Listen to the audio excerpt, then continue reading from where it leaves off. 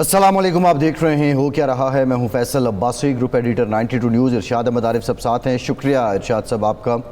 ایرانی وزیر خارجہ عباس عراقچی نے پاکستان کی حکومت اور پاکستان کے عوام کا شکریہ ادا کیا ہے کہ جس طرح اس مشکل وقت میں پاکستان کی جانب سے ایرانی حکومت اور ایرانی عوام کے حقوق کے لیے عالمی فورمز پہ، یونائٹڈ نیشن سیکیورٹی کونسل میں امریکہ اور ایران کے حملے کی نہ صرف مذمت کی گئی بلکہ ایران کے جو عوام ہیں ان کے ساتھ بھی پاکستان کی ہمدردیاں رہیں۔ اس ضمن میں جو ایرانی وزیر خارجہ کا شکریہ ہے، ڈیفینیٹلی یہ پاکستان کی جو کامیاب سفارتی اپروچ ہے اس کا بھی مظہر ہے۔ دوسری جانب جو آبنائے ہرمز ہے اس کو بند کر کے ایران نے پوری دنیا کو ہلا دیا ہے۔ اس کی بندش نے معاشی طور پہ، اقتصادی طور پہ دنیا بھر کو ہلا دیا ہے۔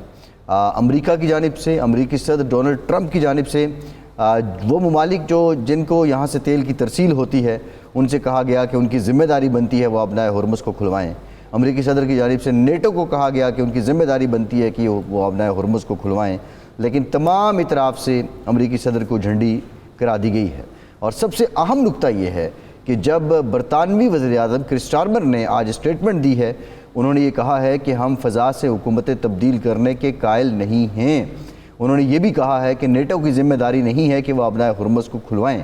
کرس سٹارمر نے یہ بھی کہا ہے کہ ایران کے خلاف جنگ میں وہ نہیں کودیں گے۔ یہ جو ان کا لہجہ تھا آج وہ خاصا سخت تھا اور وہ ڈیفینیٹلی جواب دے رہے تھے امریکی صدر ڈونلڈ ٹرمپ کو۔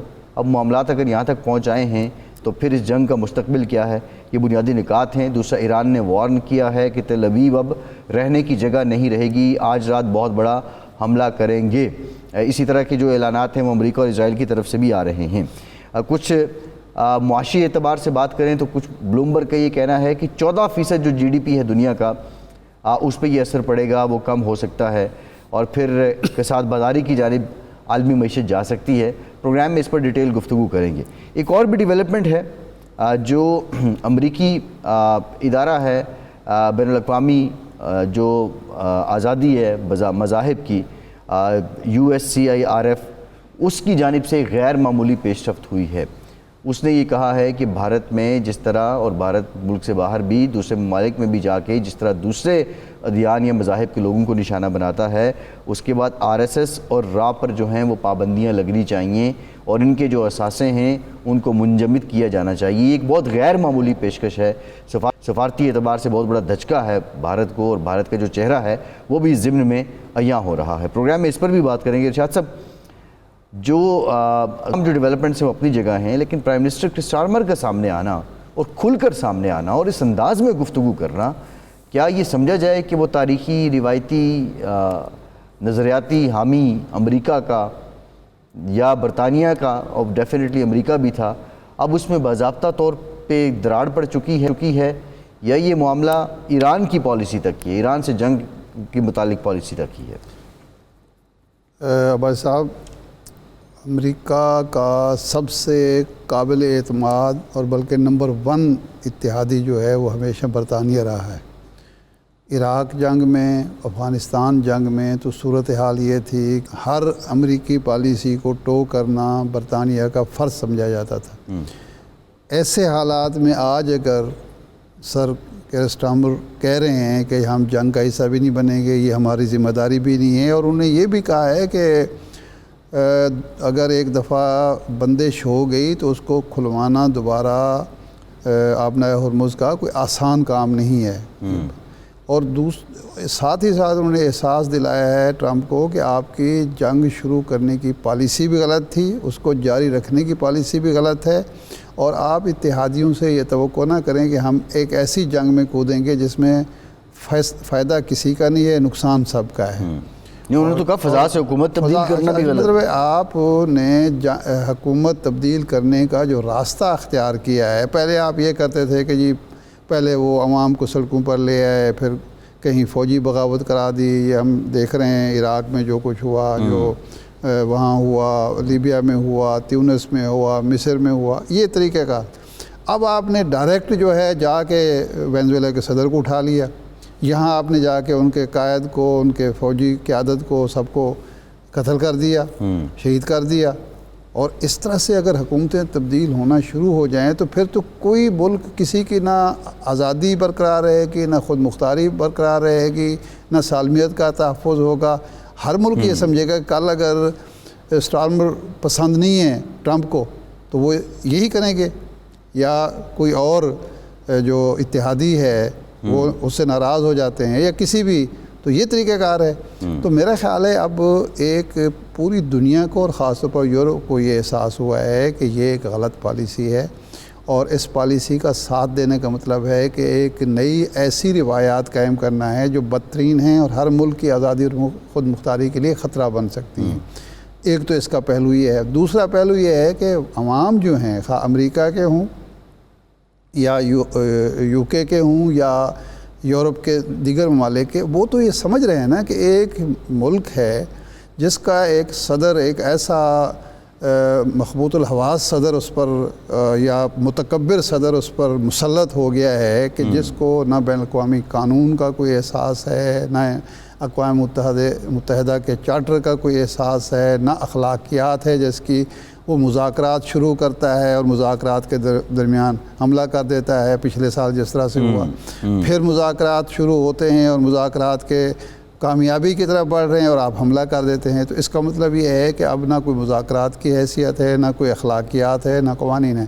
تو اسی بنیاد پر میرا خیال ہے کہ صرف یہ اکیلے نہیں ہیں، آسٹریلیا ہو، کینیڈا ہو، جرمنی ہو، ایون جنوبی کوریا جس کے پاس کوئی چارہ ہی نہیں ہے امریکہ کی حمایت کے علاوہ، اب ان کے لیے ان کے آنکھیں کھل رہی ہیں نا۔ جی تو میں سمجھتا ہوں امریکہ ایران جنگ کا ایک مثبت پہلو یہ بھی ہے کہ دنیا کی آنکھیں کھلی ہیں کہ آج تک ہم جو امریکہ کی غلط پالیسیوں کا ساتھ دیتے رہے اس کا انسان کو، انسانیت کو، انسانی معاشرے کو کیا نقصان ہو رہا ہے۔ جی بالکل ٹھیک، بالکل ٹھیک ہے۔ ہمیں جوائن کیا ہے پاکستان کے مایہ ناز سفارتکار، تہران میں بھی آپ نے خدمات انجام دی ہیں، آصف درانی صاحب نے۔ درانی صاحب بہت شکریہ آپ کے وقت کا۔ درانی صاحب، پرائم منسٹر کرس اسٹارمر کی گفتگو آپ نے بھی سنی ہوگی، اور جو انداز ان کی جانب سے اپنایا گیا اور جس طرح کی سٹیٹمنٹس دی گئی کہ ہم فضا سے حکومت کی تبدیلی نہیں چاہتے، ہم ایران جنگ میں مزید آگے نہیں جائیں گے، کیا یہ سیدھی ڈونلڈ ٹرمپ کو ہی وہ سنا رہے تھے؟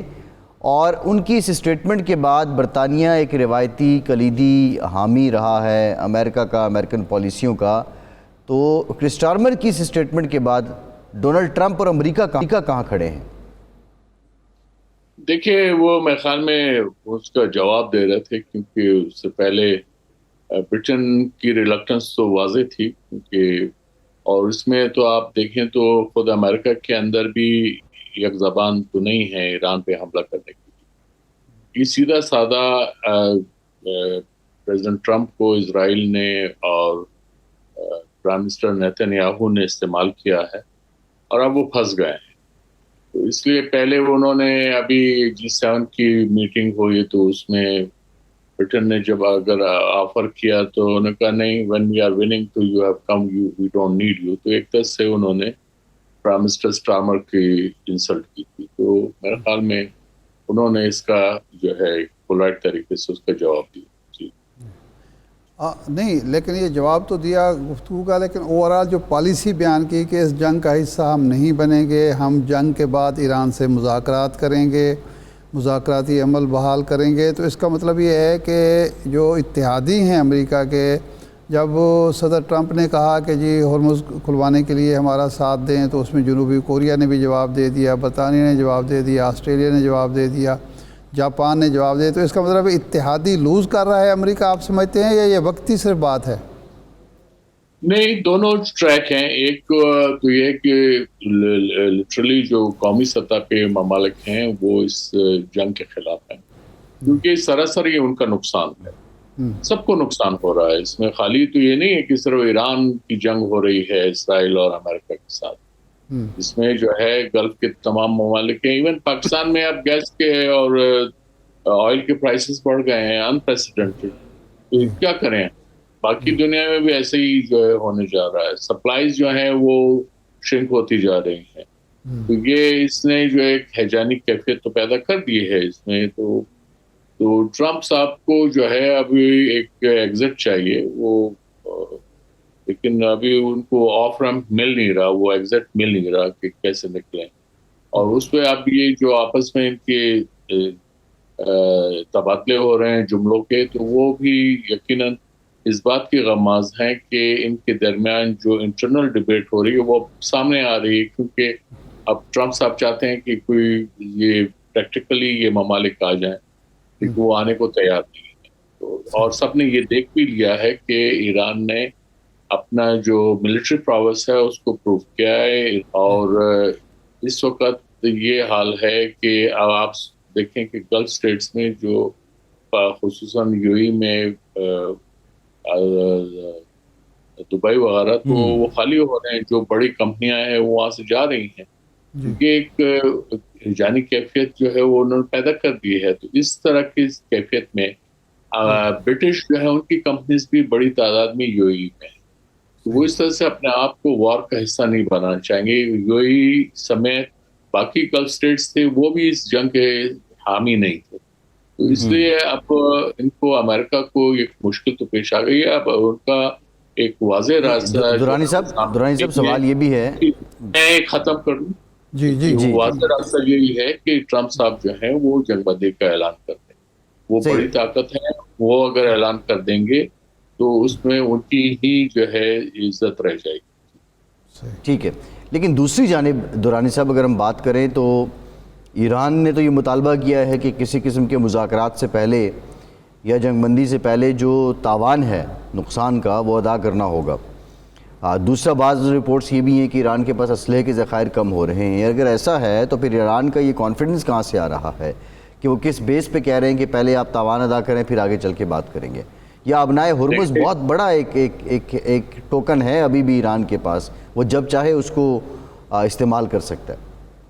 دیکھیے، ایران کو جو جغرافیکل ایڈوانٹیج ہے وہ امریکہ کو نہیں ہے، نہ اسرائیل کو ہے. یہ مانا کہ امریکہ کے پاس لیتھل پاور ہے، لیکن اس کے لیے جغرافی کا آپ کے لیے ایک فرینڈلی جغرافی چاہیے جو امریکہ کے لیے نہیں ہے، انلیس وہ اپنی فوجیں بھیجیں. اور وہ اپنی فوجیں بھیجنے کا مطلب یہ ہے کہ ڈیڈ باڈیز بھی جائیں گی امریکہ کی اپنے ملک میں. تو یہ وہ ان کو برداشت نہیں ہے. ابھی کوئی 14 کی تعداد ہوگی، اس پہ اتنا واویلا مچا ہوا. تو اس لیے انہوں نے یہ جو جلد بازی کیا اور اس میں اسرائیل کا جو ہے بالکل دخل ہے اور یہ اب بھگت رہے ہیں. جی اچھا درانی صاحب، یہ فرمائیں کہ یہ جو اسرائیل کے کہنے پر یا نیتن یاہو کے کہنے پر جنگ چھیڑ دی، اب جنگ بندی کا یک طرفہ جو اعلان ہے کیا اسرائیل کرنے دے گا، نیتن یاہو کرنے دے گا؟ اور کون سا دباؤ ہوگا جو ٹرمپ کو مجبور کرے گا؟ اپنے اتحادیوں کا دباؤ، انٹرنل پریشر، یا معیشت کا پریشر ہے جو ٹرمپ کو مجبور کر دے گا کہ وہ نیتن یاہو کی بات نہ مانے؟ کیونکہ وہ تو کہہ رہے ہیں ہم مہینوں جنگ جاری رکھیں گے. دیکھیے، میں یہ کہہ سکتا ہوں کہ اسرائیل کی بھی لمیٹڈ وسائل ہیں. جہاں تک کہ ملٹری آرسنل کی تعلق ہے وہ ان کے پاس اتنے نہیں ہیں. اور اب تو یہ بھی خبریں ہیں ویسٹرن میڈیا کی، فائنینشیل ٹائمز کے، ان کا جو آئرن ڈوم کا جو ڈیفنس سسٹم ہے اس کے پاس اب وہ بڑی تیزی سے ڈپلیٹ ہو گئے ہیں. ان کے جو وہ میسائل جو ان کمنگ میسائل کو نیوٹرلائز کرتے ہیں.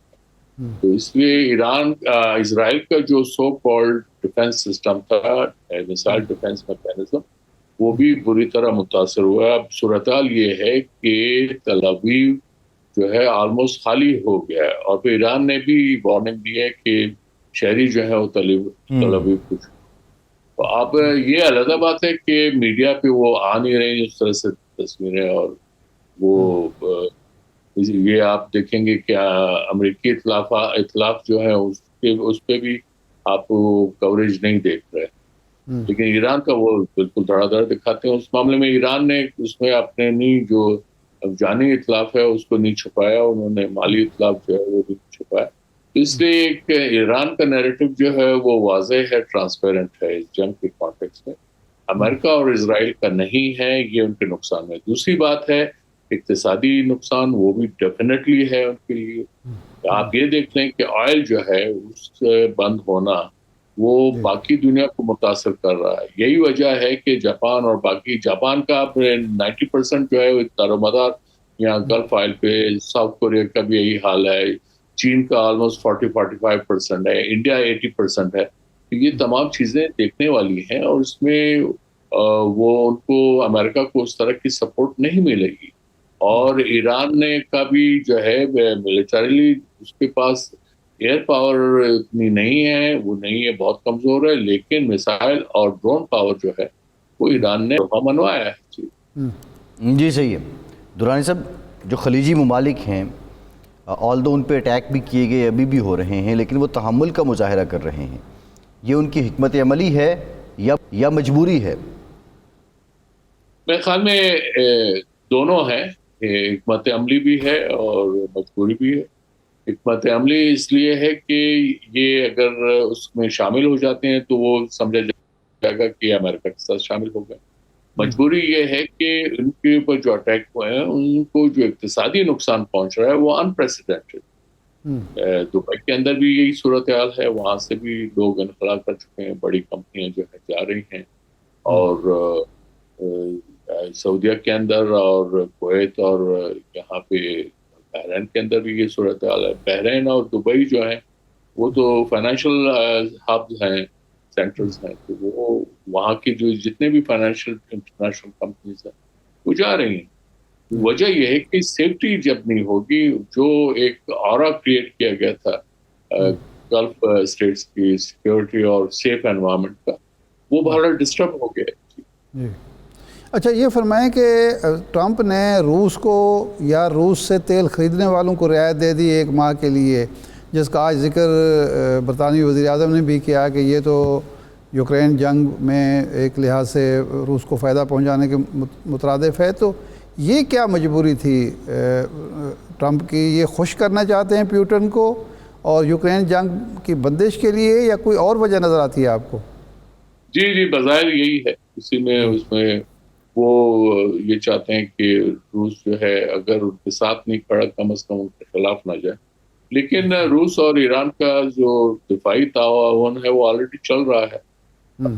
یہ مسائل ٹیکنالوجی میں بھی روس کی مدد ہے، ڈرون میں بھی ہے، اور پھر ان کے روس کی اپنے بھی ایک حیثیت ہے. اور یوکرین کے کانٹیکس میں آپ دیکھیں گے یوکرین جو ہے وہ گلف ممالک کو اب شاہد جو ڈرون ہے اس کا توڑ دے رہا ہے، کیونکہ یہ شاید ڈرون جو ہیں وہاں یہ یوکرین میں رشین نے استعمال کیے تھے، تو یوکرین نے اس کا توڑ بنایا ہے.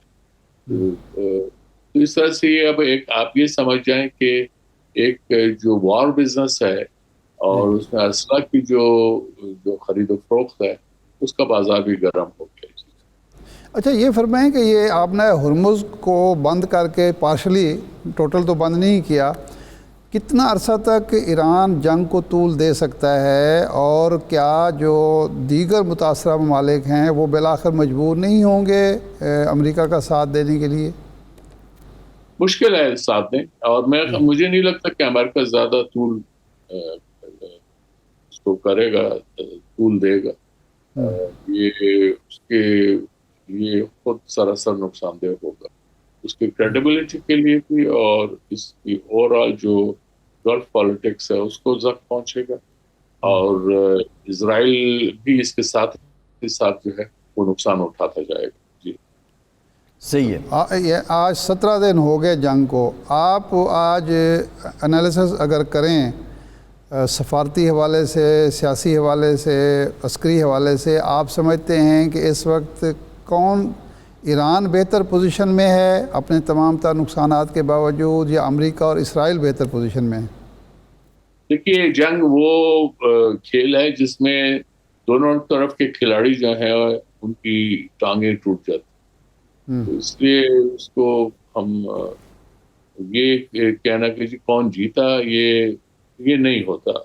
جیت ہار جو ہے وہ اگر سرنڈر ہے تب اس میں آپ اس کو ناپ سکتے ہیں، یا پھر جنگ بندی ہو جائے تو اس کے بعد جو نقصانات اگر جانبین کے جو ہوئے ہیں وہ اگر کیلکولیٹ کر سکیں تو تب ممکن ہے.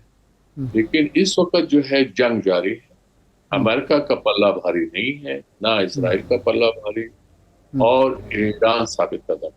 تو اس لیے کسی کی جیت نہیں ہے, کسی کی ہار اس طرح سے. جی جی. پاکستان کے لیے آپ کیا, ایک ہر جو سانحہ ہوتا ہے اس میں مواقع بھی موجود ہوتے ہیں, پاکستان کے لیے کیا مواقع موجود ہیں؟ پاکستان کی ڈسی کا تو آج خود شکریہ ادا کیا صدر ایران کے وزیر خارجہ نے پاکستان کی حکومت کا, پاکستان کے عوام کا, کہ ہمارے ساتھ یکجہتی انہوں نے دکھائی ہے. تو پاکستان کے لیے کیا مواقع ہیں اس جنگ میں, خلیجی ممالک کے ساتھ تجارت کے حوالے سے, سیکیورٹی کے حوالے سے, اوورآل عالمی سطح پر سفارتی حوالے سے؟ دیکھیے, پاکستان نے جو سٹانس اڈاپٹ کیا ہے نیوٹرلٹی کا, اس کو عزت کی نگاہ سے دیکھا جا رہا ہے, اور ایران کی طرف سے بھی اور خلیجی ممالک کی طرف سے. تو اس لیے میں یہ سمجھتا ہوں کہ پاکستان اس پوزیشن میں ہے کہ وہ ایک میڈیٹری رول پلے کرے. امریکہ بھی جو ہے اس کو یہ پتا ہے کہ پاکستان گلف اسٹیٹس میں ایک سیکیورٹی پرووائڈر ہے. نیٹ سیکیورٹی پرووائڈر تو میں نہیں کہوں گا, لیکن سیکیورٹی پرووائڈر. اور ایک اور چیز اب جو سامنے آ رہی ہے وہ میرے خیال میں جو امریکہ کے بیسز ہیں, اب ان کی جو افادیت تھی وہ سب پہ واضح ہو گئی ہے, خاص کر جو گلف ممالک ہیں جہاں پہ یہ بیسز ہیں. اور یہ بھی ثابت ہو گیا ہے کہ یہ بیسز جو ہیں ان کی حفاظت کے لیے نہیں بنے تھے, بلکہ امریکہ نے اپنے مفادات کے لیے استعمال کیا, اور یہ ممالک جو ہے ٹارگٹ ہو گئے. اس کیس میں ایران کا ٹارگٹ ہو گیا. اس لیے میرے خیال میں پاکستان اور سعودیہ کا جس طرح کا ایگریمنٹ ہے, اس طرح کے جو ایک کیفیت جو ہے, اگر آپ اس کو کینوس کو بڑھا دیں اور اس میں وہ باقی گلف ممالک بھی آ سکے, تو پاکستان میرے خیال میں ایک نیٹ سیکیورٹی پرووائڈر کے طور پہ اس کے پاس ملٹری جو پروس ہے وہ موجود ہے, اور اس کی رسپیکٹ کی جاتی ہے. پاکستان کی جو ملٹری جو وہ ہے اسٹریٹجی, اس کی بھی رسپیکٹ کی جاتی ہے. ٹھیک ہے. تو یہ جو جنگ بندی کی طرف اگر معاملہ جاتا ہے, آپ کو کیا نظر آ رہا ہے کہ از خود ٹرمپ اعلان کر دیں گے, یا روس یا چین یا پاکستان یا کوئی اور ملک اس میں کردار ادا کرے گا, یا سعودی عرب؟ یہ تو ڈیپینڈ کرتا ہے کہ اگر یہ امریکہ اس کو چاہے. لیکن میرے خیال میں ٹرمپ صاحب جس طرح کے ان کا مزاج ہے, تو وہ فوری طور پہ پینترا بدل لیتے ہیں. آپ نے دیکھا ہوگا پرائم منسٹر سٹارمر کے بارے میں انہوں نے جس طرح کے الفاظ انہوں نے ایک طرح سے دھتکار دیا کہ ہمیں آپ کی ضرورت نہیں ہے, پھر آپ دوبارہ ان کی منتیں کر رہے ہیں. یہ اس لیے جنگ کے معاملے میں بھی میرے خیال میں one fine morning you will see کہ وہ کہیں گے بس ہم جنگ ختم کر رہے ہیں. شاید وہ یہ نہ کہیں کہ ہم جیت گئے, یا کہہ بھی دیں کہ ہم جیت گئے, لیکن اصل چیز یہ ہے کہ جنگ بندی ہو جائے. تو اسرائیل بھی جو ہے وہ اس معاملے میں خاصا ہلکان ہو چکا ہے, تو ان کے لیے بھی جو ہے ان کے بھی ایک طرح کی فیس سیونگ ہو جائے گی. یہ بھی وہ کہنے کو تو وہ یہ بھی کہہ سکتے ہیں کہ ایران نے ریکویسٹ کیا ہے کہ جنگ بند کرتے. میں نے کہا ٹھیک ہے, اوکے فائن. دیکھیے وہ تو ایران پھر اس کی وضاحت تو ایران دے سکتا ہے, وہ تو ہم نہیں دیں گے. کیونکہ میرے خیال میں ایران نے جو ابھی واضح کیا کہ جنگ تم نے شروع کی ہے اور ہمیں جو ہے وہ ہماری کنڈیشن لے. اب انہوں نے بھی میکسیملسٹ پوزیشن اڈاپٹ کی ہے کہ آپ کو وار ریپیریشن دینا پڑے گا, آئندہ کی گارنٹی دینے کی, لیکن ایسا ہوتا نہیں ہے. کیونکہ جب یہ کشیدگی ہو ممالک کے درمیان, تو امیڈیٹ جو اسٹیپ لیا جاتا ہے وہ جنگ بندی کر لیا جاتا ہے. اس کے بعد یہ مذاکرات ہوتے ہیں کہ آئندہ آگے ہم نے کیسے جانا. تو ایران نے میکسیملسٹ پوزیشن اڈاپٹ کی, لیکن منیملسٹ یہ ہوگی کہ جنگ بند ہو جائے تو ان کو بھی جو ہے ایک وہ بریدر مل جائے گا, سکھ کا ساتھ. جی ٹھیک. نہیں, جنگ بندی کے بعد کیا مذاکرات بحال ہوں گے, اور ایران کا جو ایٹمی پروگرام کے حوالے سے موقف ہے وہ بالآخر مان لیا جائے گا؟ دیکھیے یہ ابھی اٹس اوپن. میرے خیال میں یہ جو لاسٹ ان کے مذاکرات امریکہ اور ایران کے ہوئے, اس میں ایران کی طرف سے جو بھی ایشورنسز دی گئیں, میرے خیال میں they'll pick up the threat from there کہ وہ کہاں سے ہوگا, اور اگر یہ مذاکرات اس میچ پہ. لیکن یہ بھی ہو سکتا ہے کہ ایران کا ہے کہ نہیں ہم نے پھر سے جو ہے وہ کرنا ہے. اور ایران کا جو اپنا انڈر NPT جو رائٹ ہے to have access to nuclear technology for peaceful purpose, وہ امریکہ اس کو ڈینائی نہیں کر سکتا ہے چاہے وہ جتنا بھی چاہے. اور امریکہ نے یہ جو بات کی وہ وار سے پہلے تھی, وہ پریشر وغیرہ تھا. جی اب ٹھیک. ایران نے دیکھ لیا پریشر جو ہے ان کے سامنے, اب کس طرح ہوگا. میرے خیال میں ایران جو ہے وہ اپنی نیگوشیٹنگ اسٹریٹجی کو چینج کرے گا, یہ میرا خیال. جی ٹھیک, بہت شکریہ آصف درانی, شکریہ آپ کے وقت کا. ایک بریک کے بعد واپس آئیں گے. یہ جو جنگ ہے اس کے معاشی اثرات کیا ہیں, بریک کے بعد اس پہ بات کریں گے.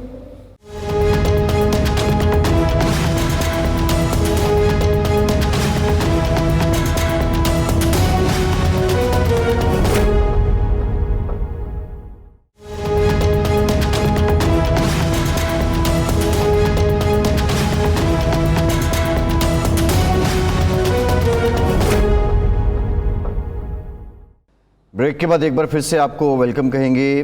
ہمیں جوائن کر رہے ہیں پاکستان کے نامور معیشت دان ڈاکٹر فاروق سلیم صاحب. ڈاکٹر صاحب thank you very much for your time. Doctor صاحب 17 دن ہو گئے اس جنگ کو اور کئی دن ہو گئے آبنائے ہرمز کی بندش کو.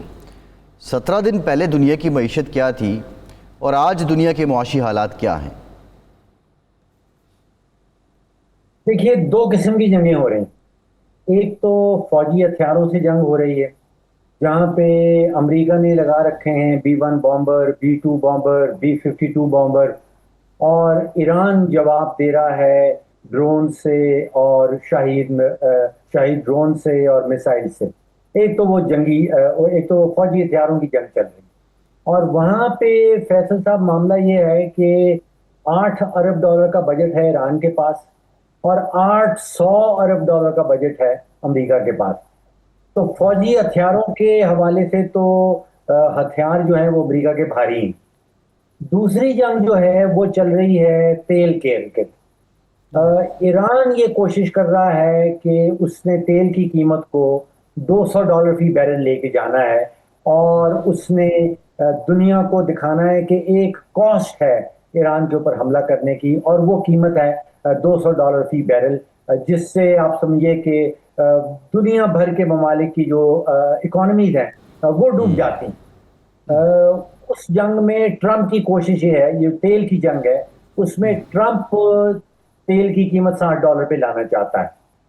تو فوجی ہتھیاروں کی جنگ کو چھوڑ دیں, جو تیل کی جنگ ہو رہی ہے اس وقت وہ سامنے نظر آ رہی ہے, اور اس میں جو وینیو ہے وہ ہرموز ہے. اب آپ سوچئے کہ یہ تیل کی قیمت کے اوپر فیصل صاحب بہت اکنامک لٹریچر کے اندر بڑی ریسرچ ہو چکی ہے, اور وہاں یہ کہتے ہیں کہ اگر $90 کا بیرل بنتا ہے تیل کا تو جو دنیا بھر کی اکانومیز ہیں وہ ریسیشن کی طرف جانا شروع ہو جاتی ہیں. اگر $110-120 پہ پہنچتا ہے تیل کا فی بیرل تو پھر دنیا بھر کی جو ایئر لائنز ہیں وہ بینکرپٹ ہونا شروع ہو جاتی ہیں. اگر یہ $125-130 پہ پہنچتا ہے تو جو ترقی پذیر ممالک ہیں جن میں پاکستان شامل ہے ان کے پاس ڈالر کے ذخائر ختم ہونے لگتے ہیں. اور اگر یہ تیل پہنچتا ہے $150-160 فی بیرل تو پھر جو ترقی پذیر ممالک ہیں جن کا انحصار ہے امپورٹڈ تیل کے اوپر, وہ ملک خود ہی بینکرپٹ ہونا شروع ہو جاتے ہیں. ٹھیک, صحیح. اچھا, اب ایک تو صورت حال یہ ہے جو آپ نے نقشہ کشی کی یہی ہے. اب اس میں ہم اگر پاکستان دیکھیں تو خلیجی ممالک سب سے زیادہ متاثر ہو رہے ہیں. وہاں غذائی بحران بھی جنم لے رہا ہے, اور بھی معاملات ہیں, کنسٹرکشن کے بھی ہیں, تعمیر نو بھی ظاہر ہے جنگ کے بعد, جنگ ایک دن تو رکے گی. پاکستان کے لیے مواقع کیا ہے اس جنگ میں ڈاکٹر صاحب؟ دیکھیے, جنگ کے دوران تو مواقع چیلنجز ہیں, مواقع بجائے جنگ کے بعد کی بات ضرور کی جا سکتی ہے. دیکھیے, ابھی تو جو 3 سب سے بڑے چیلنجز ہیں وہ یہ ہیں کہ پاکستان کا جو بیرونی سیکٹر ہے وہ تقریباً مکمل طور پہ اس کا انحصار جو ہے وہ ہماری ریمیٹنسز پر ہے. پچھلے سال کوئی $38 بلین کی ریمیٹنسز ہیں, اور آپ اندازہ کیجئے کہ اس میں سے تقریباً 28-30 ارب ڈالر وہ گلف ممالک سے آتا ہے. اور اگر گلف ممالک کی اکانومیز جو کہ متوقع ہیں کہ وہ سلو ڈاؤن کر جائیں گی تو ہمارے تقریباً 65 سے 70 لاکھ پاکستانی جو وہاں کام کرتے ہیں ان کی طرف سے ریمیٹنسز کم ہو جائیں گی، اور میرا خدشہ یہ بھی ہے کہ شاید 5-10% پاکستانی ان میں سے جو ہے ان کی وہاں پہ نوکریاں خطرے میں پڑ جائیں اور ان کو شاید پاکستان جو ہے وہ واپس آنا پڑے۔ دوسرا ہے تیل کی قیمت۔ وہ ہم رول آف تھم جو استعمال کرتے ہیں کہ اگر $5 فی بیرل تیل کی قیمت عالمی منڈی میں بڑھتی ہے تو پاکستان اور پاکستان میں رہنے والوں کو لگ بھگ $1 ارب کا ٹیکہ لگتا ہے۔ تو یہاں ہم بات کر رہے ہیں تقریباً $20-25-30 کا اضافہ تیل کی قیمتوں میں دیکھا گیا ہے۔ تو وہ $7-8 بلین کا ٹیکہ جو ہے وہ آپ اور میں برداشت نہیں کر پائیں گے۔ اور ساتھ ہی انفارچونیٹلی جب یہ 2 ایکسٹرنل پریشر ہیں، ہماری ایک جنگ افغانستان کے ساتھ بھی چل رہی ہے، اور وہ اس کو انڈر اسٹیمیٹ نہ کریں، بڑی مہنگی جنگ ہوتی ہے اسٹیٹ ٹو اسٹیٹ۔ صحیح ہے۔ اچھا نہیں، اب اس کے بعد میں تو عرض کیا تھا نا، یہ تو چیلنجز ہیں جنگ کے دوران، جنگ جب ختم ہوتی ہے تو اس کے لیے مواقع کیا ہیں پاکستان کے لیے؟ دیکھیے، ایک تو بہت بڑا موقع یہ ہے کہ جنگ کے بعد اگر ایران کے اوپر جو سینکشن لگا رکھی ہیں، اگر اس پہ کوئی تصفیہ ہوتا ہے، وہ ختم ہوتی ہیں، تو پھر آپ سوچئے کہ لگ بھگ 100 اور کوئی 60 بلین بیرل ایران میں تیل پڑا، اور کوئی تقریباً 30-35 ٹریلین کیوبک فیٹ گیس ہے۔ اب یہ اس کے جو 2 مین کنزیومرز ہیں جنہوں نے تیل اور گیس خریدنا ہے، وہ انڈیا اور چائنا ہے، اور بیچ میں اللہ تعالیٰ نے پاکستان کو رکھا ہے۔ تو یہ سارا کا سارا مال جو ہے، جو تیل ہے، جو گیس ہے، اس کا اور کوئی راستہ نہیں ہے وہ سوائے پاکستان کے۔ وہ پاکستان سے کرے گا تو میرا اسٹیمیٹ یہ ہے کہ لگ بھگ $6-7-8 بلین کا سالانہ صرف ٹرانزٹ فی اس کے اندر بن سکتی۔ پہلا تو یہ، اور دوسرا گلف ممالک نے ایک بڑا سخت سبق سیکھا ہے امریکہ کا ساتھ دینے کا اور امریکہ کے اوپر اپنی سیکیورٹی کا انحصار کرنے کا۔ تو وہ میرا اسٹیمیٹ یہ ہے کہ وہ ایک دوسرا ملک ڈھونڈیں گے جس کے پاس بڑا اسٹرانگ ڈیفنس ہو، جس کے پاس بڑی فوج ہو، جس کے پاس نیوکلیر امبریلا ہو، جس کے پاس دہشت گردی سے لڑنے کا بڑا تجربہ ہو۔ تو وہ ملک بنتا ہے پاکستان۔ تو پاکستان کے لیے سیکیورٹی امبریلا جس قسم کا ہم نے معاہدہ کیا سعودی عربیہ کے ساتھ، یہ کویت، قطر، بحرین۔ ڈاکٹر صاحب آپ درست بات کر رہے ہیں۔ یہ بتائیے گا کہ ابھی جو حکومت پاکستان نے اس جنگ کو دیکھتے ہوئے آسٹیرٹی میئرز کیے، بڑے سخت ہدایات اور اقدامات اٹھائے گئے پرائم منسٹر کی طرف سے، کیا یہ کافی ہیں؟ اور اگر ان پہ منوان عمل کر لیا جائے تو واقعتاً ہمارے 2-3 مہینے ہم بہتر مینیج کر لیں گے اس جنگی ماحول میں اکانومی کو؟ جی اچھا سوال ہے۔ دیکھیے، آپ ایک سکہ جان لیجئے، 2 رخ، اس کے دونوں رخ آپ کے سامنے رکھ دیتا۔ ایک رخ یہ ہے کہ حکومت ایک پیغام دے رہی ہے کہ 24 کروڑ پاکستانیوں کے اوپر جو بوجھ ہے وہ بڑھتا چلا جا رہا ہے، 55 روپے فی لیٹر پیٹرول اور ڈیزل کی قیمت بھی ہم نے بڑھا دی ہے۔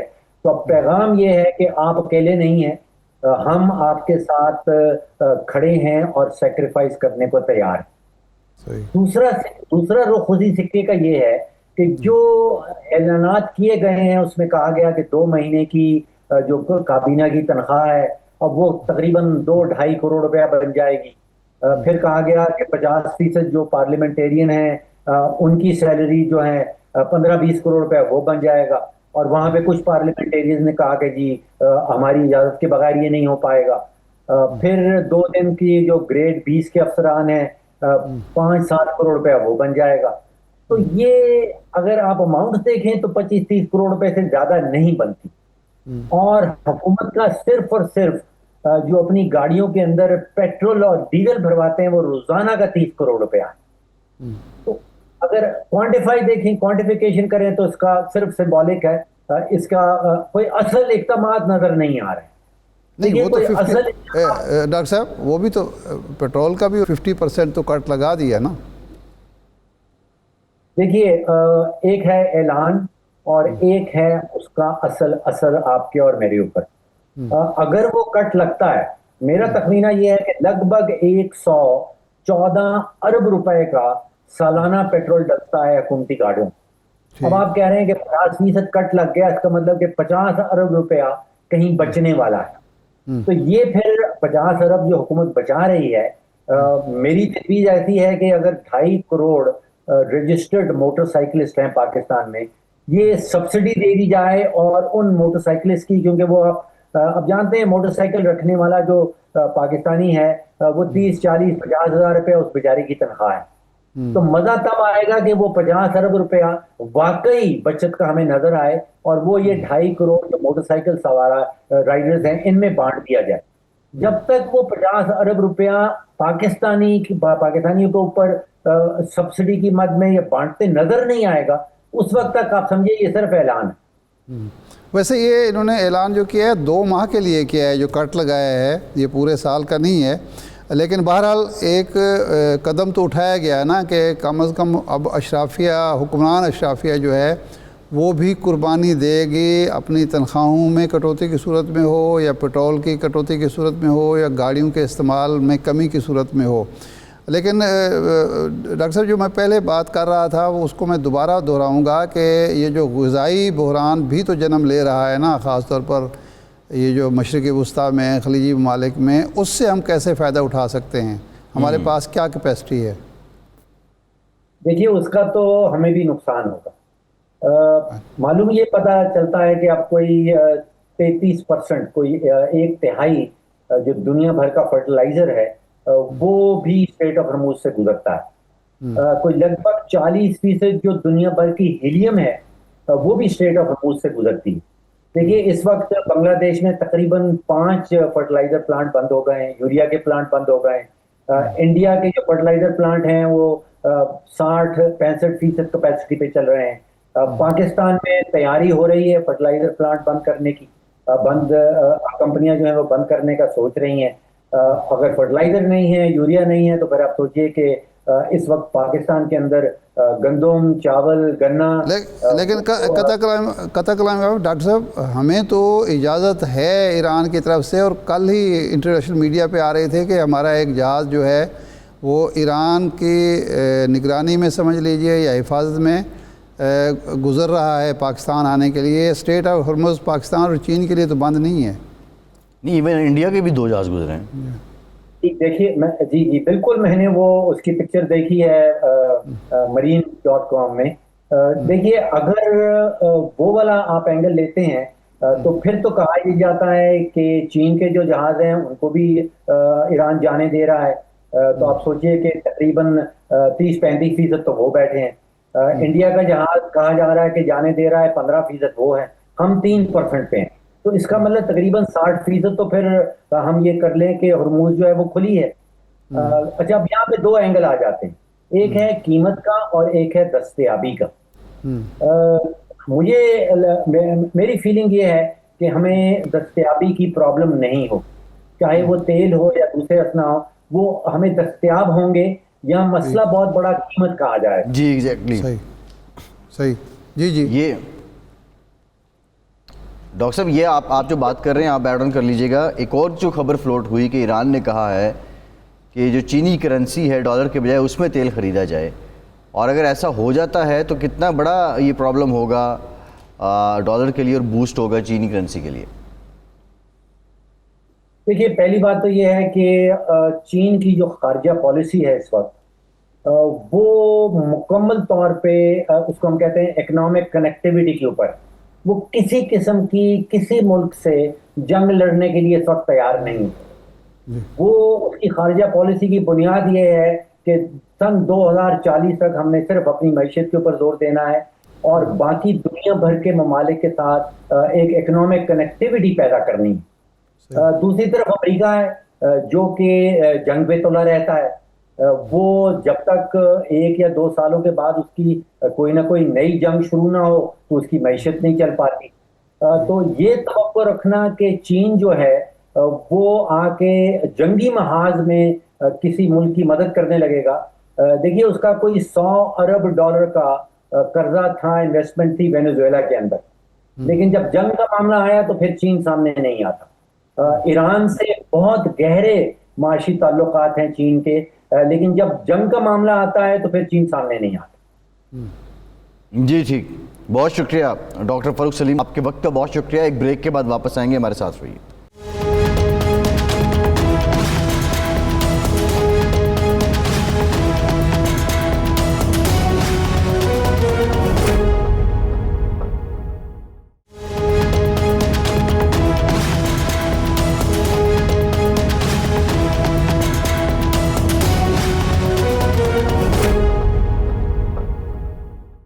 بریک کے بعد ایک بار پھر سے آپ کا خیر مقدم کرتے ہیں. ارشاد صاحب، ہم بریک سے پہلے بھی بات کر رہے تھے، معاشی، سیاسی، سفارتی، عالمی تناظر میں ہم نے یہ جو امریکہ اور ایران کی جنگ ہے اس پہ بات کی ہے.